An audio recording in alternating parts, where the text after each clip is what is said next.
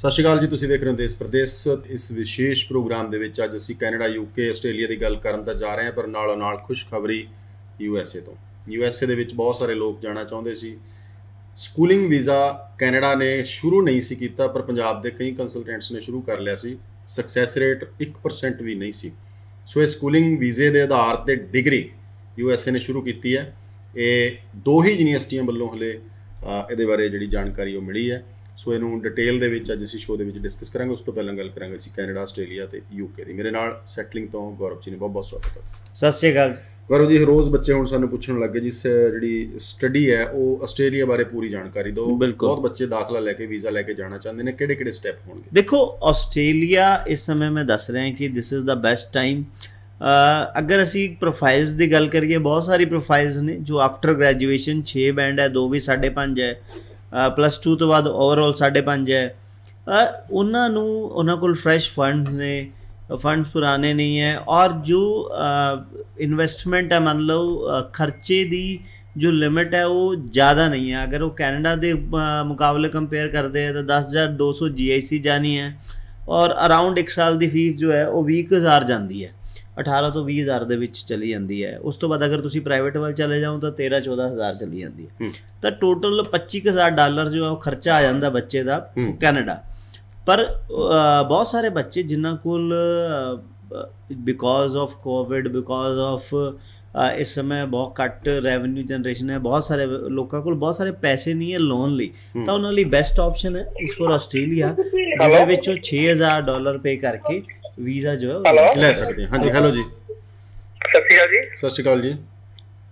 ਹਾਂਜੀ ਸਰ, ਮੈਂ ਰਾਕੇਸ਼ ਗੱਲ ਕਰ ਰਿਹਾ ਕੁਰਸ਼ੇਤਰਾ ਤੋਂ ਜੀ। ਮੈਂ आपके प्रोफाइल डिस्कस करनी है। मैं ना पोलटेक डिप्लोमा किया है कंप्यूटर साइंस ਦੇ ਵਿੱਚ 2016 ਦੇ ਵਿੱਚ, ਤੇ ਉਸ ਤੋਂ ਬਾਅਦ ਮੈਂ ਕੰਮ ਕਰ ਰਿਹਾ ਜੀ। ਸੈਲਰੀ ਮੇਰੇ ਅਕਾਊਂਟ 'ਚ ਹੈ, ਠੀਕ ਹੈ ਜੀ। ਤੇ ਮੇਰੀ IELTS ਵਿੱਚ 6 ਨੋਟ ਲੈਸਨ, ਇੱਕ 'ਚ ਮੇਰੇ 5 ਹੈ ਲਿਸਨਿੰਗ ਦੇ ਵਿੱਚ। ਤੇ ਮੈਂ ਆਸਟ੍ਰੇਲੀਆ ਦੀ ਬਾਰੇ ਗੱਲ ਕਰਨਾ ਚਾਹੁੰਦਾ ਕਿ ਆਸਟ੍ਰੇਲੀਆ ਮੇਰਾ ਵੀਜ਼ਾ ਆ ਸਕਦਾ ਹੈ ਜੀ। ਗੌਰਵ ਜੀ, ਕੀ ਕਹਿਣਾ ਚਾਹੁੰਦੇ ਹੋ? ਪ੍ਰੋਫਾਈਲ ਇਹਨੇ ਲਿਖਾਤੀ ਹੈ 16 ਦੇ ਵਿੱਚ। ਬਿਲਕੁਲ, ਦੇਖੋ ਤੁਸੀਂ ਡਿਪਲੋਮਾ ਕੀਤਾ, ਡੈਫੀਨੇਟਲੀ ਸਾਨੂੰ ਡਿਪਲੋਮਾ ਉਹਦੇ ਵਿੱਚ ਤੁਹਾਡੀ ਸਪਲੀਜ਼ ਕਿੰਨੀਆਂ ਸੀ, ਪਾਸ ਆਊਟ ਮਾਰਕਸ ਕੀ ਸੀ, ਔਰ ਉਸ ਤੋਂ ਬਾਅਦ ਤੁਸੀਂ ਕਹਿ ਰਹੇ ਹੋ ਕਿ ਜੋ ਸੈਲਰੀ ਅਕਾਊਂਟ 'ਚ ਆ ਰਹੀ ਹੈ, ਮਤਲਬ ਤੁਸੀਂ ਫਾਰਮ 16 ਜਾਂ ਫਿਰ ਤੁਸੀਂ ITS ਜੋ ਹੈ ਪੇ ਕਰ ਰਹੇ ਹੋ। ਬਿਲਕੁਲ ਸਹੀ ਪ੍ਰੋਫਾਈਲ ਹੈ ਫॉर ਆਸਟ੍ਰੇਲੀਆ। ਤੁਸੀਂ ਸੇਮ ਫੀਲਡ ਨਾਲ ਰੈਲੇਵੈਂਸ ਜੋ ਹੈ ਉਹ degree course, diploma leading to degree ਜਾਂ ਟੇਫ ਜੋ ਹੈ ਬੜਾ ਸਹੀ ਰਹੇਗਾ ਤੁਹਾਡੇ ਲਈ, ਜਿਹਨੂੰ ਅਸੀਂ ਪੋਲੀਟੈਕਨਿਕ ਹੀ ਕਹਿ ਸਕਦੇ ਹਾਂ, ਕਿਉਂਕਿ ਤੁਸੀਂ ਪੋਲੀਟੈਕਨਿਕ ਤੋਂ ਪੜ੍ਹ ਕੇ ਆਏ ਹੋ।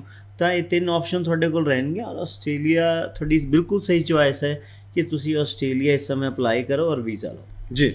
ਅੱਛਾ ਗੌਰਵ ਜੀ, ਕਾਲ ਆ ਰਹੀ ਹੈ, ਉਸ ਤੋਂ ਬਾਅਦ ਥੋੜੀ ਜਿਹੀ ਗੱਲਾਂ ਹੋਰ ਕਰੀਏ। ਹੈਲੋ ਹਾਂਜੀ, ਸਤਿ ਸ਼੍ਰੀ ਅਕਾਲ। ਸਤਿ ਸ਼੍ਰੀ ਅਕਾਲ ਜੀ। ਸਰ ਕਵਲਜੀਤ ਗੱਲ ਕਰਦਾ ਪਿਆ ਜੀ ਨਾਪੇ ਤੋਂ। ਹਾਂਜੀ ਸਰ, ਮੈਨੇ +2 ਕੀਤੀ ਹੈ 2017 ਵਿੱਚ, non medical, with in 78% marks है मेरे परसेंटेज, ठीक है जी। तो सर मैं कनाडा का अप्लाई करवाना चाहना। IELTS से मेरे ओवरऑल 6 है, ठीक है, नॉट लेस देन 5 है। नॉट लेस देन 5 है। 17 ਤੋਂ 21 ਤੱਕ ਕੀ ਕੀਤਾ ਜੀ ਤੁਸੀਂ? 17 ਤੋਂ ਲੈ ਕੇ 21 ਤੱਕ सर मैंने 1 साल का मैंने जॉब की है, बाकी 2 साल तो मैं फ्री है। ओके, जॉब की है देन फ्री। अच्छा देखो, की चीज़ होंगी है, मैं बहुत बार समझाना चाहना कि जो गैप है इनू कितना क प्रेजेंट करना है और किस तरीके और किस डॉक्यूमेंट्स ना प्रेजेंट करना है, बहुत ज़रूरी है।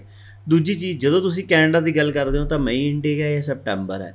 हुण जे तुहाडा कोर्स मई दे विच है तो वैल एंड गुड, अगर सैप्टैंबर विच है तो तुहाडे कोल यू हैव टाइम, अज ही तुहानूं अप्लाई करना पेगा। खासकर वो बच्चे जो गैप नाल गैप की कोई प्रॉब्लम है जिन्होंने, या सैकेंड जिन्होंने प्रॉब्लम ये है कि मैं स्पाउस के नाल जाना है। हुण ये दोनों चीज़ां बहुत इफेक्ट करनगी, क्योंकि बहुत सारे डॉक्यूमेंट है। जो तुसीं काउंसलिंग लई आओगे तो असीं तुहाडे नाल लिस्ट ऑफ डॉक्यूमेंट भी डिस्कस करांगे। तो वो लिस्ट ऑफ डॉक्यूमेंट्स बनाउण लई भी कई डॉक्यूमेंट्स 30 दिन 40 दिन 2 महीने तक भी लैंदे है, जो डॉक्यूमेंट्स असीं बनाने हुंदे। हाँ, ये चीज़ भी समझो कि बन वो 1 दिन विच भी जांदे है कि तुसी 2 साल के रिटर्न ना 1 दिन भर लो, हुणे भर लो, 2 मिनट बाद भर दो, पर वो 1 दिन नहीं भरनी। वो भी एक तरीका जिहदे विच SOP असीं कवर करना है कि मैं ये काम कर रहा सी जी, तो मैं इनकम इसलिए प्रूव करना चाह रहा, ਤਾਂ ਉਹ ਬਹੁਤ ਸਾਰੀ ਚੀਜ਼ਾਂ ਸਾਨੂੰ ਔਨ ਰਿਕਾਰਡ ਲੈ ਕੇ ਆਉਣੀਆਂ ਪੈਂਦੀਆਂ, ਟਾਈਮ ਲੱਗਦਾ। ਅਸਲ ਦੇ ਵਿੱਚ ਕੰਸਲਟੈਂਸੀ ਦਾ ਇੱਕ ਪਾਰਟ ਹੈ ਕਾਗਜ਼ ਨੂੰ ਵੀ ਸਹੀ ਤਰੀਕੇ ਨਾਲ ਬਿਲਕੁਲ ਰਿਪਰੈਜ਼ੈਂਟ ਕਰਨਾ। ਹੈਲੋ ਹਾਂਜੀ ਹੈਲੋ ਸਤਿ ਸ਼੍ਰੀ ਅਕਾਲ ਸਰ, ਮੈਂ ਸ੍ਰਿਸ਼ਟੀ ਗੱਲ ਕਰ ਰਹੀ ਹਾਂ ਕਰਨਾਲ ਤੋਂ। ਹਾਂਜੀ ਹਾਂਜੀ ਸਰ, ਮੈਂ ਗ੍ਰੈਜੂਏਸ਼ਨ ਕੀਤੀ ਹੋਈ ਹੈ ਐਂਡ ਮੇਰੇ 6.5 ਓਵਰਆਲ ਨੇ, ਨਾਟ ਲੈਸ ਦੈਨ 6। ਐਂਡ ਸਰ ਮੈਂ ਆਸਟ੍ਰੇਲੀਆ ਦੇ ਰਿਗਾਰਡਿੰਗ ਇਨਫੋਰਮੇਸ਼ਨ ਲੈਣੀ ਸੀ। ਆਈ ਐਮ ਮੈਰਿਡ ਆਲਸੋ ਜੀ। ਸਰ ਕੀ ਮੇਰਾ ਹੋ ਸਕਦਾ ਆਸਟ੍ਰੇਲੀਆ ਦੇ ਲਈ? ਸਪਾਊਸ ਕੇਸ ਲਾਉਣਾ ਚਾਹੁੰਦੇ ਹੋ? ਹਾਂਜੀ ਹਾਂਜੀ, ਸਪਾਊਸ ਕੇਸ। ਜੀ ਗੌਰਵ ਜੀ, ਬਿਲਕੁਲ ਬਹੁਤ ਸਹੀ ਪ੍ਰੋਫਾਈਲ ਹੈ ਫॉर ਸਪਾਊਸ ਕੇਸ। ਮੈਨੂੰ ਲੱਗਦਾ ਤੁਸੀਂ ਗ੍ਰੈਜੂਏਟ ਹੋ ਤਾਂ this is the good profile ਜਿਹਦੇ ਤੁਸੀਂ ਇਕੱਠੇ ਅਪਲਾਈ ਕਰੋਗੇ ਔਰ ਤੁਸੀਂ ਫਲਾਈ ਵੀ ਇਕੱਠੇ ਕਰੋਗੇ ਆਸਟ੍ਰੇਲੀਆ ਵਾਸਤੇ। ਫਿਲਹਾਲ ਤੁਸੀਂ ਬਿਕੋਜ਼ ਮੈਂ ਫਿਰ ਵਾਰ-ਵਾਰ ਆਸਟ੍ਰੇਲੀਆ ਦਾ ਜ਼ਿਕਰ ਇਸ ਲਈ ਕਰ ਰਿਹਾ, ਮੈਂ ਬੈਕ ਟੂ ਉਸ ਗੱਲ ਤੇ ਆਨਾ ਕਿ ਬਹੁਤ ਸਾਰੀ ਪ੍ਰੋਫਾਈਲਸ ਹੈ ਜਿਨ੍ਹਾਂ ਨੂੰ ਕੈਨੇਡਾ ਵਿੱਚ ਵੀਜ਼ਾ ਰਿਫਿਊਜ਼ ਹੋ ਗਿਆ ਜਾਂ ਕੈਨੇਡਾ ਵਿੱਚ ਐਡਮਿਸ਼ਨ ਨਹੀਂ ਮਿਲ ਪਾ ਰਹੀ। ਦੇ ਡੋਂਟ ਹੈਵ ਸੱਚ, ਉਹਨਾਂ ਦੇ ਮਾਰਕਸ ਜਾਂ ਬੈਂਡ ਉਨੇ ਨਹੀਂ ਹੈ। ਉਹਨਾਂ ਕੋਲ ਬੜੇ ਟੈਕਨੀਕਲ ਜਿਵੇਂ ਨਰਸਿੰਗ ਤੋਂ ਰੈਲੇਵੈਂਸ ਹੋ, ਹੋਰ ਬੜੇ ਸਾਰੇ ਕੋਰਸਿਸ ਹੈ। ਜਦੋਂ ਜੇ ਤੁਸੀਂ ਉਸ ਕੋਰਸ ਦੇ ਵਿੱਚ ਜਾਂਦੇ ਹੋ ਤਾਂ ਫਿਰ ਬੈਂਡ ਰਿਕੁਆਇਰਮੈਂਟ ਚੇਂਜ ਹੋ ਜਾਂਦੀ ਹੈ ਔਰ ਤੁਹਾਡੇ ਕੋਲ ਉਨੇ ਬੈਂਡ ਨਹੀਂ ਹੈ। ਤਾਂ ਆਸਟ੍ਰੇਲੀਆ ਵਿੱਚ ਇੱਕ ਬਹੁਤ ਅਸੀਂ ਕਹਿ ਸਕਦੇ ਹਾਂ ਕਿ ਅੱਛਾ ਫੀਚਰ ਹੈ ਜੋ ਸਾਡੇ ਪਕਸ਼ ਵਿੱਚ ਹੈ ਕਿ ਆਫਟਰ ਗ੍ਰੈਜੂਏਸ਼ਨ 6 ਹੈ, 1 ਵੀ 5.5 ਹੈ, 2 ਵੀ 5.5 ਹੈ, ਡਿਗਰੀ ਲੈ ਲੈਂਦੇ ਹੋ ਵੀਜ਼ਾ ਨਿਕਲ ਆਉਂਦਾ। ਜਦ ਕਿ ਫਿਰ ਕੈਨੇਡਾ ਵਿੱਚ ਜੇ ਤੁਸੀਂ ਡਿਗਰੀ ਵੱਲ ਨੂੰ ਜਾਂਦੇ ਹੋ ਫਿਰ ਉਹਦੀ ਯੂਨੀਵਰਸਿਟੀਜ਼ ਵੱਲ ਨੂੰ ਜਾਂਦੇ ਹੋ, ਫਿਰ ਇਨਟੇਕ ਦੀ ਬਾਉਂਡੇਸ਼ਨਸ ਖੜੀ ਹੋ ਜਾਂਦੀ ਹੈ। ਇਨਟੇਕ 2 ਹੈ, ਫਿਰ ਸੈਪਟੈਂਬਰ ਹੈ, ਸੀਟ ਲਿਮਿਟਡ ਹੈ। ਤਾਂ ਇਸ ਲਈ this is the right time ਕਿ ਆਸਟ੍ਰੇਲੀਆ ਚੂਜ਼ ਕਰੋ। ਔਰ ਬੈਨੀਫਿਟ ਹੈ ਮੈਂ 3-4 ਫਾਇਦੇ। ਪਹਿਲੀ ਚੀਜ਼, ਤੁਸੀਂ ਬਹੁਤ ਜ਼ਿਆਦਾ ਫੰਡਸ ਨਹੀਂ ਲਾਣਾ ਚਾਹੁੰਦੇ, ਲਾ ਸਕਦੇ ਹੋ। ਤੁਸੀਂ ਸਪਾਊਸ ਨਾਲ ਜਾਣਾ ਚਾਹੁੰਦੇ ਹੋ, ਇਕੱਠੇ ਜਾਣਾ ਚਾਹੁੰਦੇ ਹੋ ਤਾਂ ਆਪਸ਼ਨ ਹੈ। ਤੀਜੀ ਚੀਜ਼, ਫਰੈਸ਼ ਫੰਡ ਐਕਸੈਪਟੇਬਲ ਹੈ। ਮੈਰਿਜ ਕਿੰਨੀ ਪੁਰਾਣੀ ਹੈ ਨਹੀਂ ਹੈ ਇਹਦਾ ਕੋਈ ਫਰਕ ਨਹੀਂ ਹੈ, ਜੈਨੂਇਨਿਟੀ ਦੀ ਗੱਲ ਹੈ। ਔਰ ਇਸ ਲਈ ਔਰ ਇਸ ਸਮੇਂ ਅਗਰ ਬਾਹਰ ਜਾਣਾ ਤੁਹਾਡਾ ਮੋਟਿਵ ਹੈ, ਸੈਟਲ ਹੋਣਾ ਮੋਟਿਵ ਹੈ, ਮੋਟਿਵ ਇਹ ਨਹੀਂ ਹੈ ਕਿ ਸਪੈਸ਼ਲੀ ਕੈਨੇਡਾ ਜਾਂ ਆਸਟ੍ਰੇਲੀਆ ਵਿੱਚ ਕਿੱਥੇ ਵੀ ਤੁਸੀਂ ਸੈਟਲ ਹੋ ਸਕਦੇ ਹੋ, ਫਿਰ ਆਸਟ੍ਰੇਲੀਆ ਇਸ ਸਮੇਂ ਤੁਹਾਡੇ ਲਈ ਰਾਈਟ ਚੋਇਸ ਹੈ ਅਕੋਰਡਿੰਗ ਟੂ ਯੂਰ ਬੈਂਡ।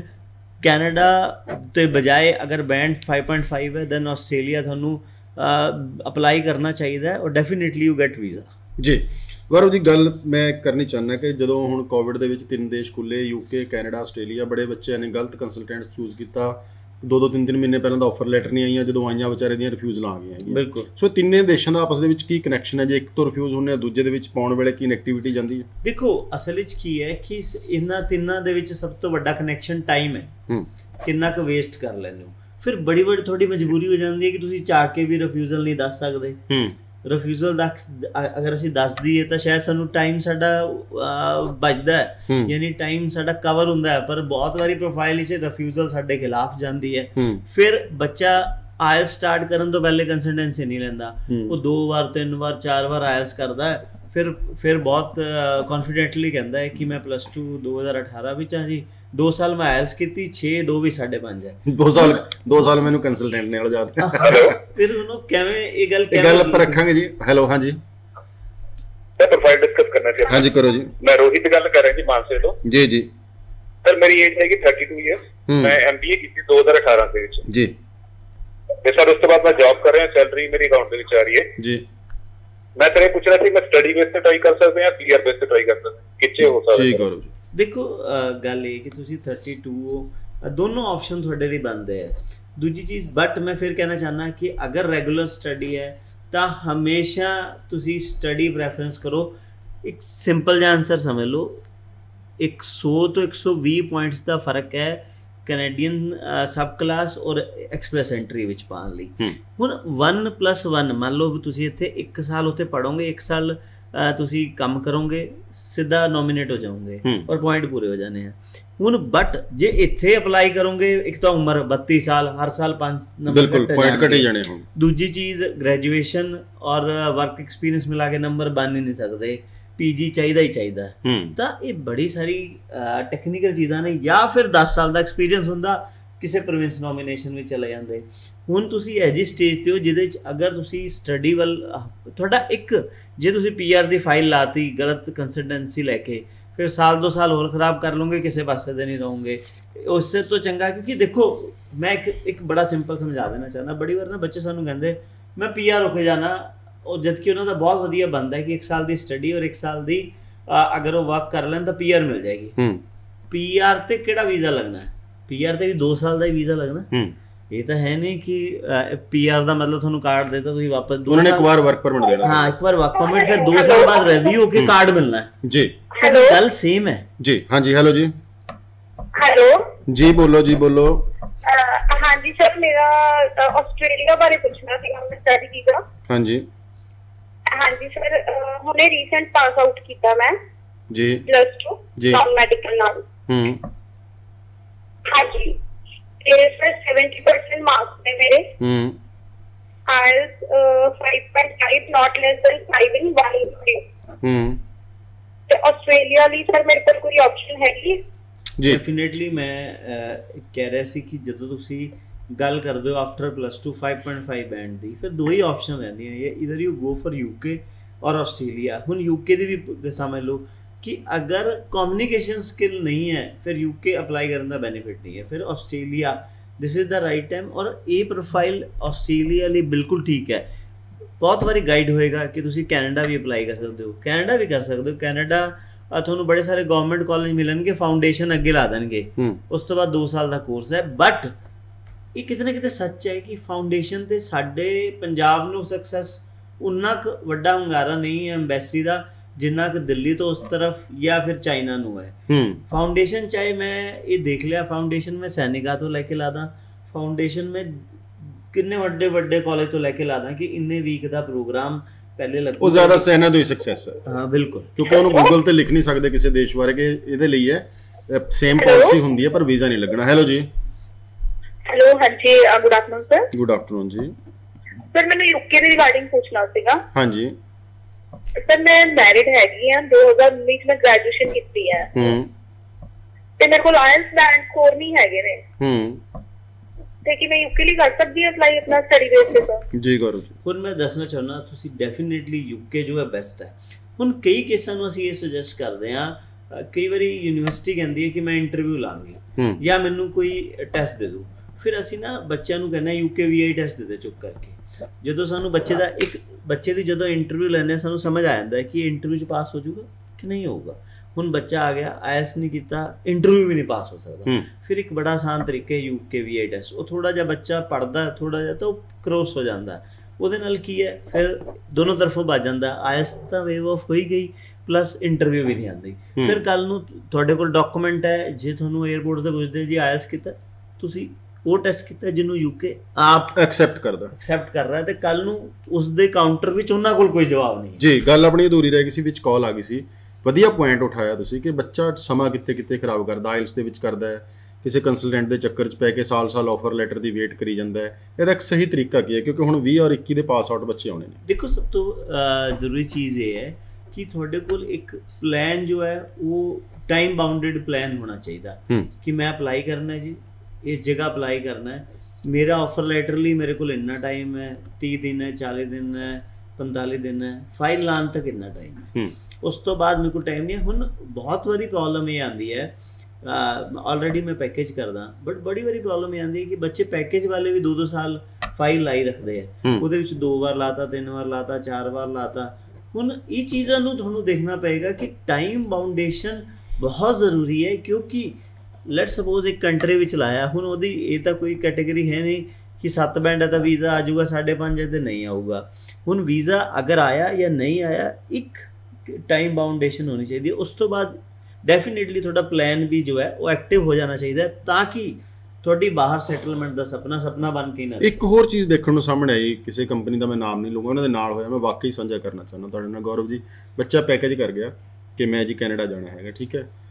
ਹੁਣ ਪੈਕੇਜ ਦੇ ਵਿੱਚ ਪਹਿਲਾਂ ਪੈਸੇ ਨਹੀਂ ਲਏ ਜਾਂਦੇ, ਬਿਲਕੁਲ। ਆਫਰ ਲੈਟਰ ਅਪਲਾਈ ਹੋ ਜਾਂਦੀ ਹੈ, ਜਦੋਂ ਆਫਰ ਆ ਜਾਂਦੀ ਹੈ 11 ਦਿਨਾਂ ਬਾਅਦ ਉਹ ਫੋਨ ਕਰਦੇ ਨੇ ਕਿ ਜੀ ਤੁਹਾਡੀ ਆਫਰ ਆ ਗਈ, ਕੰਗ੍ਰੈਚੁਲੇਸ਼ਨਸ। ਸਰ ਸਾਡੀ ਨਾ ਮਹੀਨਾ ਪਹਿਲਾਂ ਆ ਗਈ ਸੀ, ਤੁਹਾਨੂੰ ਦੱਸ ਨਹੀਂ ਪਾਏ, ਫਲਾਣੇ ਏਜੰਟ ਕੋਲ ਵੀ ਅਪਲਾਈ ਕੀਤਾ ਹੋਇਆ ਸੀ ਅਸੀਂ ਨਾ ਜੀ, ਫਿਰ ਉੱਥੇ ਪ੍ਰੋਸੈਸ ਸ਼ੁਰੂ ਕਰਵਾਤਾ।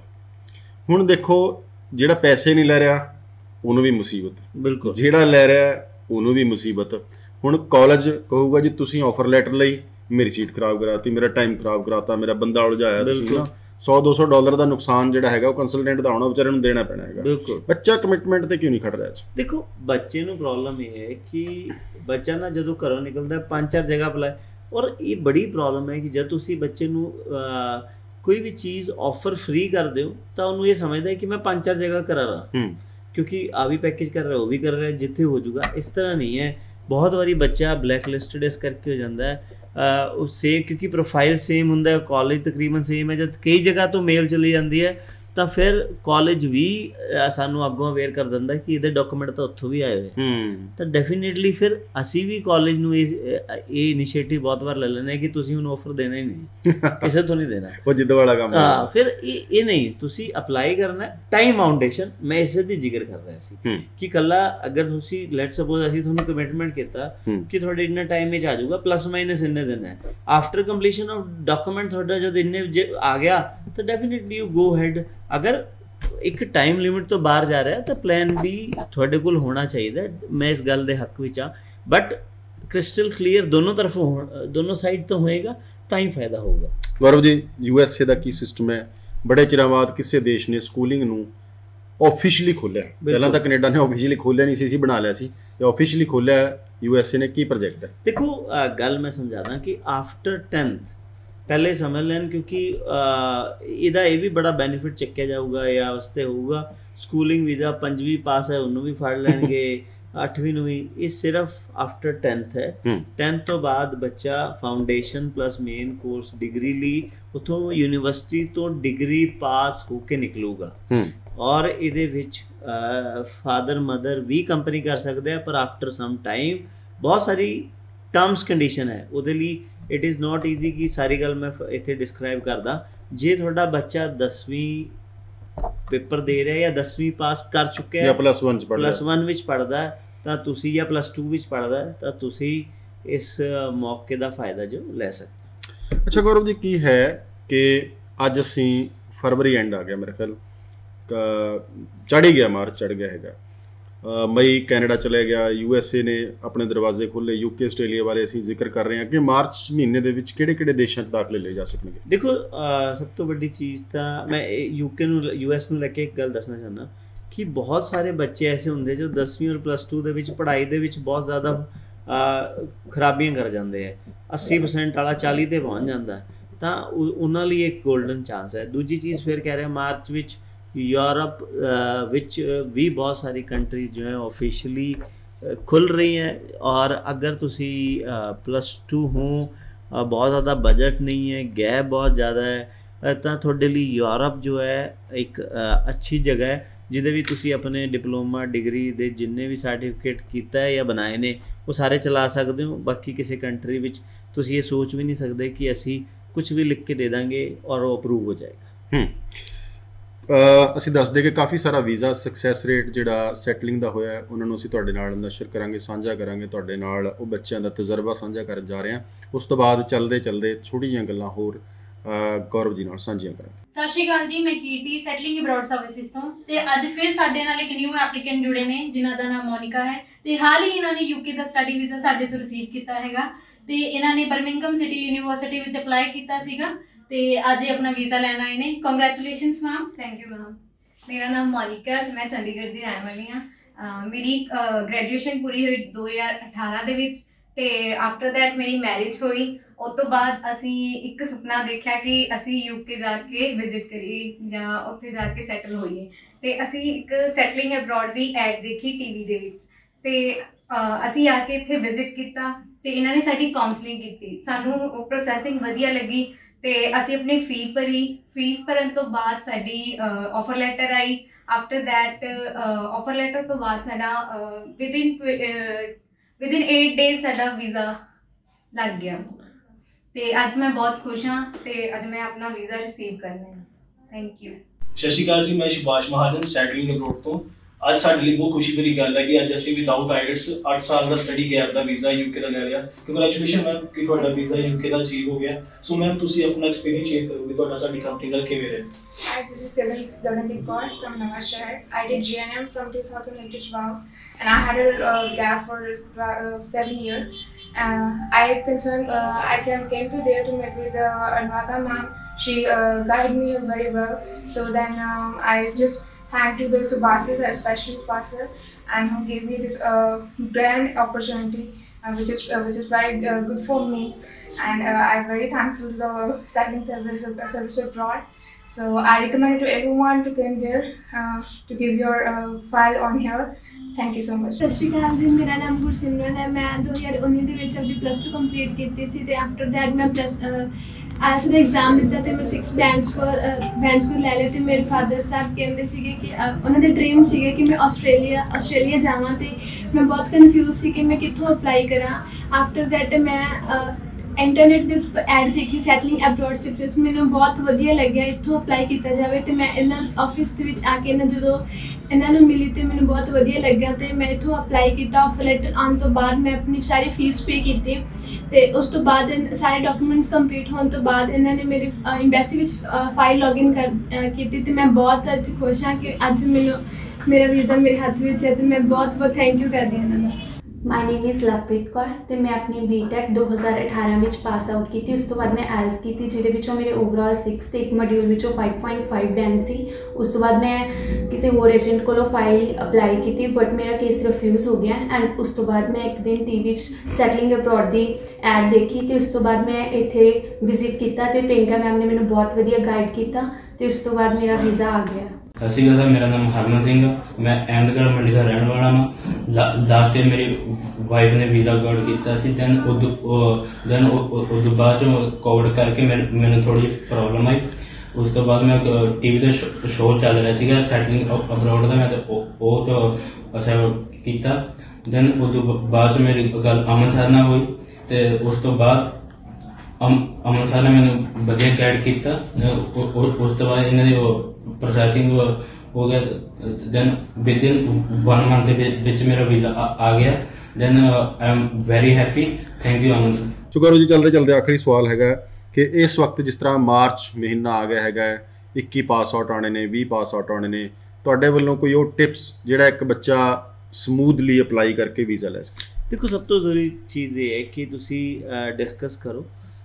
ਤੁਸੀਂ ਪੈਕੇਜ ਲੈਣਾ ਹੈ, ਕਮ ਟੂ ਅਸ, ਉਸ ਨੂੰ ਨੋਟ ਕਰ ਲਓ। ਹੋਰ ਵੀ ਬਹੁਤ ਜਗ੍ਹਾ ਪੁੱਛੋ ਔਰ ਡੈਫੀਨੇਟਲੀ ਫਿਰ then you compare the services ਤਾਂ ਅਪਲਾਈ ਕਰੋ। ਬਟ डिसीज़न जो लेना है वो लेना पड़ेगा। अगर नहीं लोगे सिर्फ ये सोचते रह जाओगे कि फ़लाइट चलेगी तो जावांगा, फ़लाइट कल सवेरे शुरू कर देन और कह देन कैनेडा या आस्ट्रेलिया की 1 महीना विच तुसी आ जाओ, तो जे तुसी अप्लाई नहीं किया, वीज़ा नहीं है, तो फिर 1 महीना क्या 6 महीने भी ला देन तां भी नहीं जा सकते। बिल्कुल यही गल है जी।